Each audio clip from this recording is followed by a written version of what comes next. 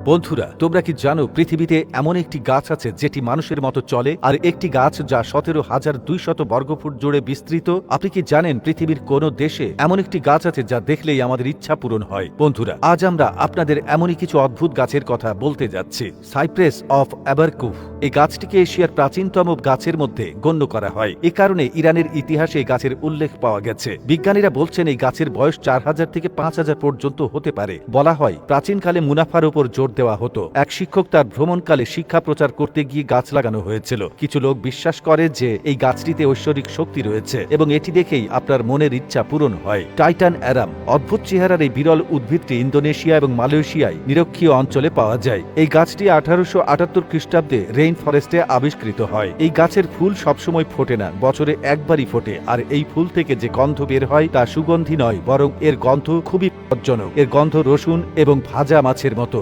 Hyperion tree হাইপেরিয়নকে পৃথিবীর সবচেয়ে বড় গাছের একটি বলে মনে করা হয়, কারণ এই গাছের উচ্চতা এটি প্রায় 115 মিটার অর্থাৎ 380 ফুট। ক্যালিফোর্নিয়া অবস্থিত ন্যাশনাল রেডউড পার্কে এই গাছটি পাবেন। বলা হয় যে এই সুবিধার সাথে এই গাছের অবস্থান মানুষের কাছ থেকে লুকিয়ে রাখা হয়েছে, কারণ বিজ্ঞানীরা বিশ্বাস করেন মানুষ যদি এই গাছ সম্পর্কে তথ্য পায় সেখানে গেলে পর্যটকদের ভিড় জমে যাবে, যা এই গাছের জন্য ক্ষতিকর হবে। এই গাছের উচ্চতা এতটাই যে এর আশেপাশে সবচেয়ে বড় গাছও এর সামনে খড়ের গাদা মনে হয়। মেথুসিলা বন্ধুরা, এই গাছটির বয়স 4850 বছর, তারপরও নিজের জায়গায় এইভাবে দাঁড়িয়ে আছে। আমেরিকার একটি রাজ্য পূর্ব ক্যালিফোর্নিয়ায় এই গাছটি পাবেন। তবে বলে রাখি যে এই গাছটির অবস্থান সর্বজনীন পর্যটকদের জন্য উন্মুক্ত নয়। এই গাছের জীবন এখন পর্যন্ত জলবায়ু পরিবর্তনের কারণে অনেক লোক জেলের মুখোমুখি হতে পারে, তবে তা সত্ত্বেও উত্তর আমেরিকার বালির ঝড়ে আজও নিজেকে নিরাপদে বাঁচিয়ে রেখেছে। আমরা আপনাকে বলি যে এর 90% চামড়া এবং শাখাগুলি অপসারণ করা হয়েছে।